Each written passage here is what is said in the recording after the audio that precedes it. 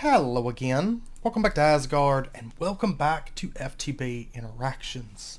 So, since the last episode, I've been continuing to prep all the stuff, or most of the stuff. I'm not completely done prepping, but I did want to go ahead and start setting up some stuff.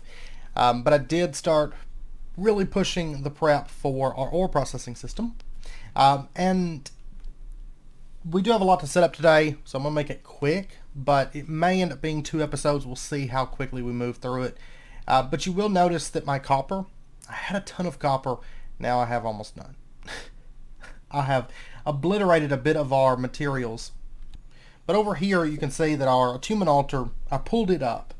Because part of what we're going to be setting up today is actually going to be set up in the same space as where the attunement altar was. I have an idea for the way I want to set it up because I kind of want these greenhouses that come off the back of this building. Or not really greenhouses, but they're going to have machines, basically our fuel systems, our power systems, coming off. So over here, this is what I've been prepping. This is basically the machines that we're going to need for a single machine line. This was actually pretty easy. This is where all my copper went. This is enough for 4 power towers and 4 boilers. And then we also have a few kind of miscellaneous things scattered about. Now I did craft new tree beacons and new ones of these. I'm not going to tear down our old power system. We are going to be moving it before too long. And that's so that we can mimic what we're going to be setting up over here. We're going to mimic it over on this side in due time. So what we're going to do, let's go ahead and toss this down. I have filled this whole space in with dirt, so no mobs will spawn underneath here. I need to do the same over there, but that side is lit up. So, but what I'm going to do, I'm going to start setting up our boilers and stuff, and I'm basically going to be working within this one chunk space for all of our power and everything. So I'm going to cut for a bit. I'm going to start setting up the boilers, getting the positioning where I want it, and I'm going to go ahead and set up the aqueous accumulator as well as the tree beacons, and then we're going to come back and we're going to get into the rest of the stuff. So it's going to be a fairly large setup. Like I said, it may end up being 2 parts because we're going to get the whole power system set up, which I'll be doing a lot of that off camera, and we are going to get the ore processing system up and going. So anyways, I will be back, and this is pretty much how I want it. We're going to be doing I'm going to do a bit of work out here to make it look a bit nicer, because I have kind of, I think, a cool idea for this area, and then we'll kind of mimic it on that side. So we'll end up having 2 steam setups. Not really so much that I need 2 steam setups, but I want to, just so that they're mirrored. But what we're going to do right now, it's producing wood. I mean, it's not going to be able to keep up with all of these. So, oh, and I still have to run my conduits. 1 second. It's only probably going to be able to pull out a couple things. The wood, the apples, and the saplings should be all that it pulls out. But basically we just have conduits ran over. White is inserting charcoal to make coal coke. Black's inserting wood to make charcoal. You can see the conduit line's a little bit better off on this side. Orange pulls out the coal coke. Red pulls out the charcoal. Okay, so what I want to do, just really quick, is we're going to grab our light well, our floating crystal, and our linking tool, and our portable tank. Also one of these caches. I'm going to go with the 90,000 one. And I am going to move our chicken up here, I do believe. I was doing some thinking, and I think that I would like to just have him up here. What we're going to do, we're going to set up our floating crystal that they gave us for the quest right up here. And then we're going to, right click, and it's going to speed up our tree beacon by a lot, as you can tell. Now, one other place that I do want to have this feeding in starlight is to a light well. So right there, we good, and we're going to link that over to there. It will split the starlight kind of between the 2, but this is still going to be plenty fast, I think, with that starlight, because you can see the difference that it made just in the particles, and with how much wood's just flying all over the place. You can see the difference that it made. I did end up setting the vacuumulator inside. I switched out with the collector crystal just because I think I'd rather have the collector crystal here. Alright, so the next thing that I want to do, I'm going to set up our cache. And this is going to be set up right up here. We're not going to be voiding. I want a cache here. We're going to lock that in. It's only going to accept charcoal. And charcoal is going to be coming in on the white line and being pulled out from the red line. And we're going to set this up to round robin also. So it's going to start pulling out our charcoal and sending it into these. That's great. And I've got these disassembled right now because I'm going to let them build up on creosote and stuff. But basically just one aqueous accumulator on each side. Really, I think one aqueous accumulator could handle all four, but I'm going to do it like that, I think. And I also saved on some fireboxes and machine casings by just putting them like that, having them share the side there. And the reason we're going to have charcoal kind of stop in the middle here is because I do have a plan for it. Once this gets running, as long as it's producing excess charcoal, we're going to use it, but we're not going to stockpile coke like on the other side. We're going to focus on stockpiling charcoal on this side. And then the fluid conduits, basically this one and this one cover this boiler, and that one over there cover that boiler. The item conduits run all throughout though for this whole system. So that is building up on creosote. It's not going to feed any over to here until that fills up. That's fine. And then another thing I want to do really quick. For right now, I'm going to use this barrel, and then once this runs out, I am going to move our chicken up here and stuff, and probably change things up a little bit. But right now, I've got 2 barrels filled with this stuff. So, alright, let me go ahead and set up our item conduits.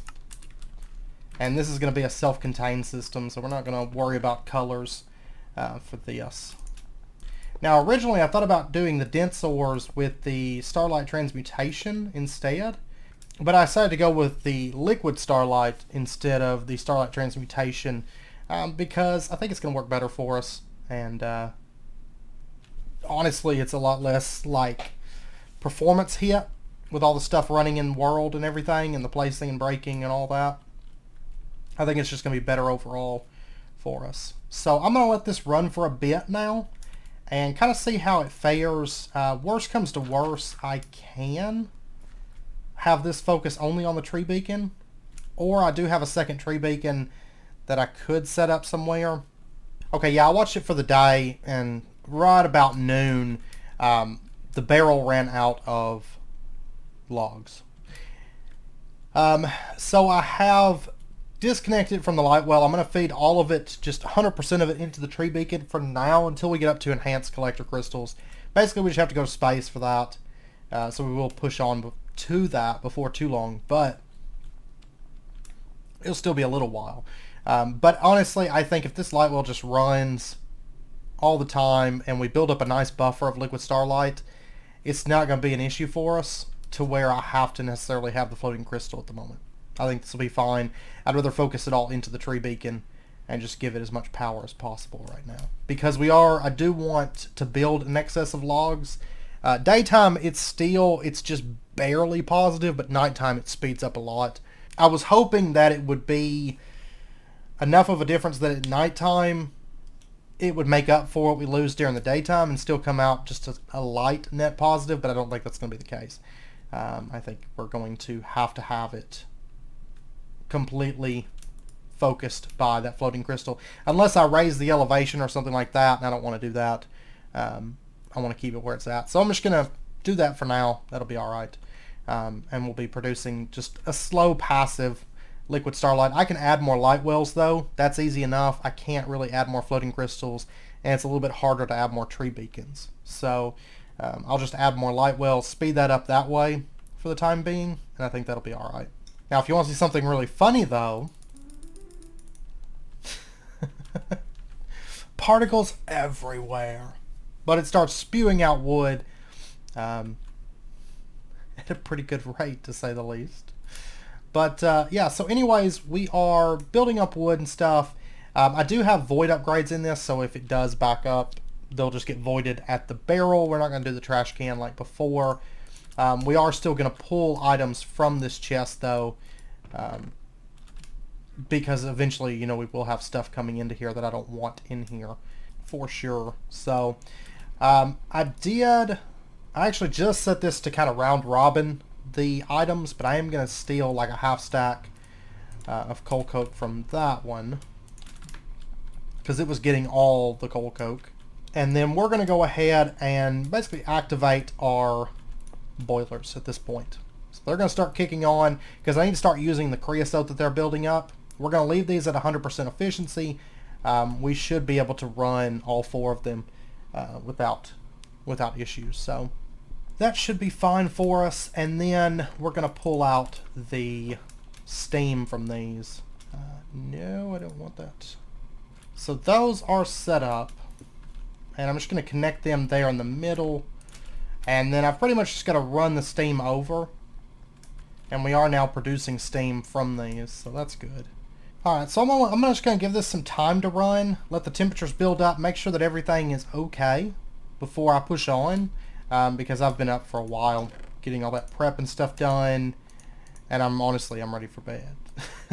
So I'm going to let this run for a while, and then I'll check back in with it after I wake up. So just to make sure everything's running good and see kind of where it's at on materials and things after it's ran for a few hours and had time to really kind of kick on and get the temperature up and see where everything's at. So I will be back in a bit.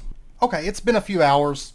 I had some sleep, and I actually just ordered some circuits and discovered that they weren't crafting, and was like, oh, I'm out of soldering alloy.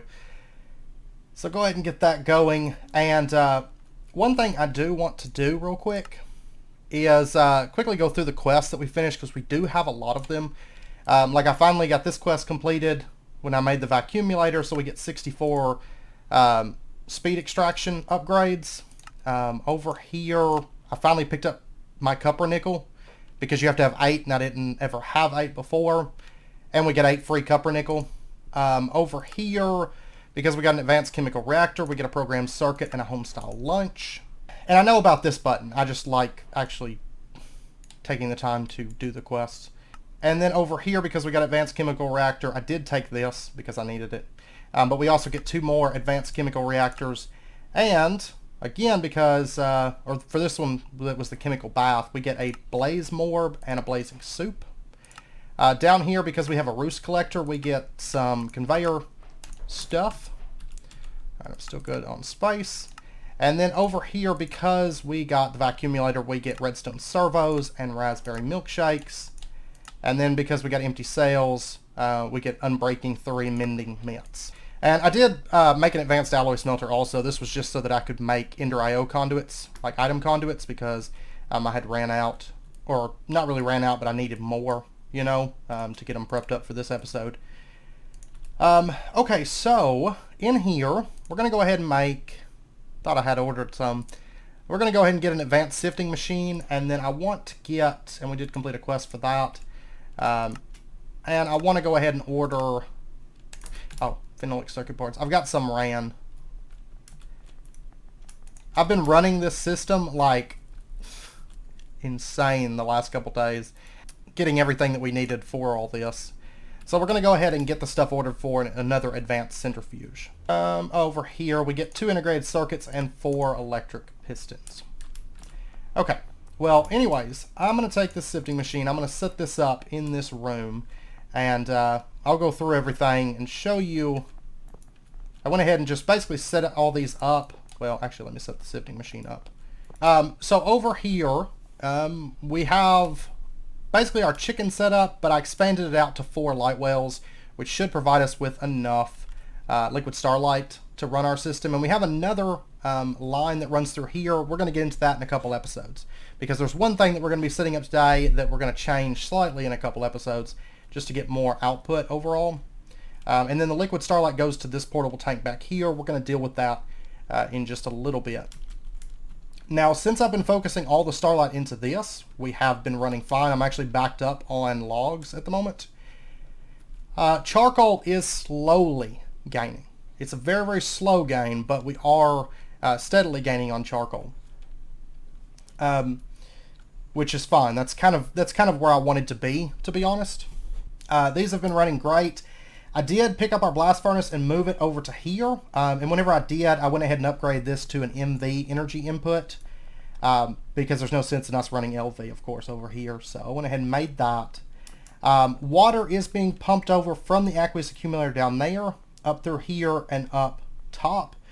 Steam is coming in on that line and on that line. I'm actually running it as two separate lines at the moment because we're using advanced mechanical pipes, and they do have a limit to how much they can transfer, and actually running 4 steam boilers through a single line of advanced mechanical pipes is not going to work out for us. So I'm running in 2 separate lines. Later on I may change that because later on I do kind of want a steam buffer. Right now we don't have a buffer, but that's really fine. And that's where I made the roost collector, just so it looks a little bit nicer than setting a hopper up over here. And then over here we have all of our machines set up. And we're going to be going through these, and we also have an iron drum here that's filled up with liquid starlight. It's not being pumped liquid starlight. We're going to take care of that in just a little bit. And then right here we have a modular storage, 200 slots. Oh, and over here we do have our barrel that has our stone in it. And then we have a logistics system that runs over. I just went ahead and used a Mark IV logistics chassis. That is fine. And then I ran that through, connected it up. Alright, so what we're going to do, originally I was considering doing this all with logistics pipes and having logistics pipes handle everything for us. But then I decided, for performance sake and just for my logistics system sake, I'm going to go with my setup from last go around with interactions, where we use the memory chests. I love this system, and I know it was very popular whenever we set it up last time, and I think we're going to go with that again, but we're going to be making it a bit nicer than last time. It's not as big. I think single. We're using singles of all the machines, except in spots where we need duplicates, like I've got 2 electric furnaces. I'd considered setting up our Hellfire kiln over here, but I decided just to go with electric furnaces, basically just for space purposes. And we're using 2 advanced ore washing plants just to speed up that process, and maybe we'll add more down the road. Right now we have 8 advanced steam turbines back here, but I do have space for 16, and we will upgrade that in due time. But I'm starting to get kind of low on materials, and I need to get the system up and running. And we're using 4 times mana steel cables for the system. And it's basically powering these machines. There will eventually be an additional 5 more machines probably. I'll fill it with something. Well, actually I've got 2 machines I'll be setting up this episode. And then it's also powering this blast furnace out here. So, but I think we'll be okay on power, especially whenever we get up to the 16 advanced steam turbines. And our 4 blast furnaces should be able to run 14 without issue, and there's probably going to be a bit of overflow, so we should be able to run a 15th and possibly a 16th, but we are going to have a buffer set up, and some of the stuff is only going to run on kind of a buffering system, so I think it's going to be fine for us. So anyways, what we're going to do, we're going to start off, we're just going to place down memory chests. Phase 1, get those memory chests placed down. I've made 9, but I do have space for a 10th one. And if I need, they craft in sets of 3, and I was like, well, if I need the 10th one, I'll make the 10th one, but I may not need it, we'll see. And I also want to go ahead and just get a set of signs real quick. I've got 5 already. I'm going to use that. We'll start with that, and then I'll make some more here in a minute. And is this done? I think so. There is our advanced centrifuge. So we'll go ahead and snag that. We'll set up our centrifuge right here. Okay, so what we're going to do, this is where ores will get dumped into. So for example, I've got, let me just grab a silver ore. We throw this into here. That's where phase 1 kind of begins of our system. And what we're going to do, we're going to use color codes for everything with this. So we're going to say that green, and I'm going to write these down as we go. Okay, green is going to be kind of our general, just all-purpose line. So we're going to say that you insert on green. That's all you do from this modular store. I'm sorry, you extract on green. And it has gone somewhere. Where did it go? Oh, it went into here. Okay, that's actually where I wanted it to go. I just didn't realize I was already inputting. Or that I had already set it up to input, to be honest. Just open up this floor here. Yeah, I did. Okay, so green, I don't actually want it on this channel. I want it on the brown channel. So it's going to insert items on the brown channel. It's not going to do anything else. It's not going to extract items from this. But what the green channel is going to do, let me grab another piece of silver so we can do this proper. What the green channel is going to do is it's going to find its respective memory chest, which in this case is going to be this one here. Okay, so what we're going to do, we're going to call this line right here the OR multiplier line. This memory chest is dedicated to OR multipliers. And so what we're going to do, we're going to go through and just middle click. I always hate doing this, but we're going to middle click all these spaces. And we're going to slot in silver ore right there. And we're going to middle click it. Then we can pull out that silver ore and it's going to save it. And now if we were to throw our silver into the modular storage, it's going to get pumped out. It's going to get sent. Once I set this to insert, it's going to get sent up to here. There we go. We have a silver ore in here. And that's the first thing. Now in addition, we're going to set up another line here. And this is going to be, we're going to set this to the, we're going to call this the non-multiplier start line. And what this, the purpose of this is, and let me set this to insert. Let me go through and slot all these. The purpose of the non-multiplier start is there's certain things, for example, olivine. You'll notice that olivine and silver have different things that can be done with them. Silver can go into the chemical bath and become dense silver. Olivine, however, cannot go into the chemical bath. It cannot become dense olivine. And so this is for stuff like that. Stuff that can't go in and be multiplied is going to go into the non-multiplier start. So we're going to go ahead, drop that in, and slot it in. We'll just throw those into there, and they can go into their respective start chests. And so what we're going to do, we are going to say this one is inserting on the brown channel. So we're going to just add to our OR multiplier line, we're going to add an extraction that's set to the brown line, always active, and there we go. And so it's going to pull out that, send it up here, and it's going to make dense silver with it. Now, dense silver, we can either smelt it to get native silver clusters, which basically gives us 4 times ore output, or we can send it to a chemical reactor with mana and life essence to make silver concentrated blood shards, which will then become 4, thus 8 times ores from the from the single ore. But right now, I don't really have the mana to sustain this. So in a few episodes, we're going to be setting up a mana chicken, but for right now, what we're going to do is we're just going to bypass it. Now later on, I'm not going to be giving these memory chests, and the reason being, all dense ores go into the chemical reactor. There doesn't seem to be any alteration to that. So we're going to use covers and just directly feed it up, and then from here directly feed it over to this electric furnace, and that way we don't need memory chests, except for the one input, we don't need memory chests for this line. So we're just going to say that you can extract, always active, and then over here you can insert. So it's going to send the dense silver ore up and just start smelting it. Let's grab a piece of that, and we are going to set up, which actually, let's remove the non-multiplier start and instead just replace it, because these are going the same place. We're going to say Macerator line. Because olivine's going to go there, but also our clusters are going to go there as well. Now, an easy way to, if you want to change things out, if we set this to private, it means that conduits aren't going to be able to access it. So for example, if we throw in some brownstone into here, even though it's going to be able to theoretically feed into this, since we have it set to private right now, we can add and remove and adjust things as we see fit. And then once we're ready, we can set it back to public, and then our conduits, let me lock that in, our conduits will be able to access it again. So it does make changing things out easier. Okay, so now everything should be on the same line. So our macerator line, what we're going to do, there's our macerator. Also, this, did I already set it to, no, we're going to set it to extract is always active on this, just on the green line. So it's going to grab our silver clusters and send them up here. Alright, so next up, these things need to go into a macerator. So we are going to, over here, we're going to say that you can insert, it's going to be the blue channel. And I will go through, I'm writing these down, and what I'm going to do is, and we're going to say insert on this.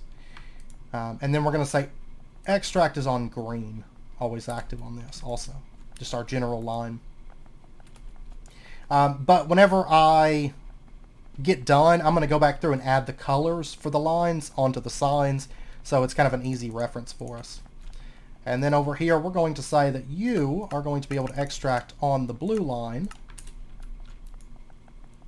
And so it's going to start sending our silver clusters over to here.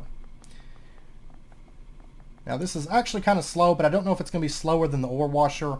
I'm going to go ahead and set all these on the extract just to round robin, just so for the future if I add more machines to this, though probably whenever we do add more machines, it'll be whenever we upgrade to a new tier. This will be kind of slow, but it will be passive, and it can run just, you know, basically 24/7 because it's on a server. So we're going to start getting crushed olivine ore. Let me go ahead and just grab that. And we're going to set up another line here. Of course, the crushed ores all need to go into the ore washer. And so this is going to be our ore wash line. And so we're going to say that you can insert, and you're going to be able to extract on the purple line. Round robin. There you go. Tell you what, I'm going to shut that off for right now because it's driving me insane. I don't feel like just turning down my game sounds, to be honest. Okay, so the macerator, we're going to go ahead and say that you... Oh, you're already extracting, that's right. So if we take a look in here, we've got 12 crushed silver and 4 crushed olivine. Okay, so now for the ore washes, it's these two. We're going to set these to insert on purple, and insert on purple, and I did set this to round robin. Yes. Okay, so these are going to start washing. I've got 2 of them because they're kind of slow, and we are using standard water. You can distill the water. It does make it run about 5 seconds faster, but for the power cost, you could just add another ore washing plant. So I don't know. Eventually we may do purified water, but for right now, there's not really much point in it. It's only a 5-second difference, so it's really not that big of a deal. Okay, so we're going to start getting purified, but we're also going to start getting tiny piles from these. Let me grab a little bit of each. And we're also going to set, at this point, we're going to set this to insert. And this is where our stone dust is at, and basically it's just going to insert into this and void the excess stone dust. And we're going to go ahead and say that you can extract always active. But at this point, our outputs are going to start kind of splitting off. So we're going to put down 2 more signs, and this is going to be first up the forge hammer line. And I'm going to use a forge hammer instead of a macerator here just because it's faster, at least until we get to the point where our macerators produce byproducts. So we're going to have the forge hammer line, and then we're also going to have the tiny dust line. And we'll get back to the tiny dust. For right now, I'm just going to lock these in, and I'm going to slot our tiny dust, and I'm going to leave them alone. We're going to come back to those in just a little bit. So just remember that these are here hanging out. And we're going to say that you can insert those. Alright, so our forge hammer line, we're going to set this to extract on the cyan color, round robin, always active. And then, so this is all going to get sent over to here, to the forge hammer. And we'll say that you can insert on the cyan color, and then you can extract always active on the green. So it's going to start smashing that olivine. I'm going to go ahead and grab this out so it can smash a little bit of silver. And at this point, I'm going to have to go make some signs. So I will be right back. And later on, I may change this over to RF Tools screens, I think. But for right now, I'm just going to use signs, because it's a little bit more convenient for us. But okay, so the forge hammer line went to the forge hammer, and then we're going to add a new line over. We'll start here, I think, and we're going to call this the Centrifuge Line, because at this point our purified piles need to be centrifuged. However, that being said, that's not going to be true for everything. So we're going to go ahead and slot those in, and then we're going to say that you can insert. Extraction wise, this is going to be the light gray round robin, always active. So now we've got 4 purified piles and 12 purified piles over here, and then we need to send them over to our advanced centrifuge. So we're going to say that you can insert on the light gray, and you're going to be able to extract always active on the green as per usual. So it's going to start sending over that olivine and turning it into our finalized dust. Now we're also going to get these tiny piles, more tiny piles. So let's grab these, let's grab these, let's grab our silver dust and our sulfur dust. Now the tiny piles, we're going to set this to private. These can go into the same chest that the other tiny piles went into. All tiny piles can go into this chest. That's fine. And then our dusts are going to go into a few different places at this point. So what we're going to do, we're going to put in right here, we're going to add the furnace line, and then we're also going to add in, and our olivine we're actually going to change up. I didn't mean to send it this far, but that's fine. It'll be all right for now. So we're going to have the furnace line and the autoclave line. So let me go ahead and lock these in. Now the only thing in the furnace one right now is going to be the silver. The olivine is not going to come in here because it's not going to be smelted. So there we go. There's the silver, and we're going to say that you can insert, and you're going to be able to extract on the gray channel. And we're going to go ahead and set round robin and always active for this. And right now I'm just going to lock all the slots in the autoclave line and set this to insert. Alright, so we'll go ahead, before we push on, we'll go ahead and finish off the furnace line. Furnace line is going to feed in right over here. We're going to set this to insert on gray. And so it's going to start sending that silver in and smelting it up. Now at this point, that silver is done. It can get pumped out. So what we're going to do is we're going to say that you can then extract on a new channel. We're actually going to call this one just the white channel, and no round robin in this, and we're going to say always active.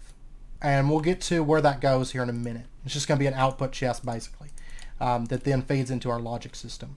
And since Severe brought it up, I am going to mention, just as a side note, one thing that used to be really popular with like IC2 and stuff in the past was storing your basically dusts, and then whenever you need them, you smelt them. I prefer to store the ingots and break them down whenever I need them. That's my personal preference. But you can store the dust if you so desire. Dust are used a lot, but at the same time it only takes about 1 second to break down a dust if you happen to need the dust version, you know, from an ingot or from a gem. So really just however you want to do it is fine, but that option is there if you like storing the dusts. You could instead cut out the furnace part and just send it out pre-furnace. But we're going to go all the way. We're going to go to the furnace with it. And then what we're going to do is, that one's done. So what we're going to do is, I wish I could see my signs, the furnace line, and then we have this line here. We're going to set this to private for just a moment, and we're going to lock in olivine here. Lock that. And we're going to say that you can extract, and this is going to be on the gray was the furnace. We're going to go pink for the autoclave. We're going to say you can extract. And then what we're going to do is our autoclave right here, we're going to go ahead and say that you can insert on pink. And at this point, once they run through the autoclave, they will be done. So we're going to put this on the same line. This is going to be the output line. So we're going to set it to white, always active. Okay, so for right now, that's everything. Now later on, we will add some other things. Now there are some things that need to get filtered, and we're going to talk about that here in just a minute. But before we do that, I want to go ahead and set up our input. So what we're going to do, I'm just going to grab an iron chest right here. We're going to set it up right there, and we're going to say that you can insert. It's going to be on the output line, so on the white channel, you can insert, no extraction. So it's going to get these finished items, the silver, the olivine. Now it's important that whenever we run new materials that we do set up a cache for them. So I'm not going to actually start inserting these because I don't think I have caches for either of these at the moment. But I am going to be cutting here in a little bit and start adding caches in. Okay, I'm going to go ahead and wrap up this episode here because it is wrapping up point, and I decided after finishing recording and starting to edit it, I was like, okay, this is going to be 2 episodes for sure. So I'm going to wrap this up here. Also, whenever I talked about, and in next episode too, when I talk about getting the mana chicken, just ignore me. I was like, yeah, we're going to automate it this way. No, we're not, because it requires flawless Ventium, which requires that we go into space. Also requires Stardust, which requires that we go into space, and we're going to have to get HV. So just ignore me entirely. So we're just going to be going with 4 times until we go into space, and then we can do all this stuff. But yeah, so anyways, I hope you guys did enjoy the episode, though, and we will wrap up tomorrow with part 2 of our ore processing system. So anyways, I hope you guys enjoyed the episode. If you did, as always, be sure and hit that like button and go ahead and subscribe if you're not already to stay updated with when new videos come out, and I hope to see you guys next time. So until then, as always, do take care, stay safe. I'll see you guys then.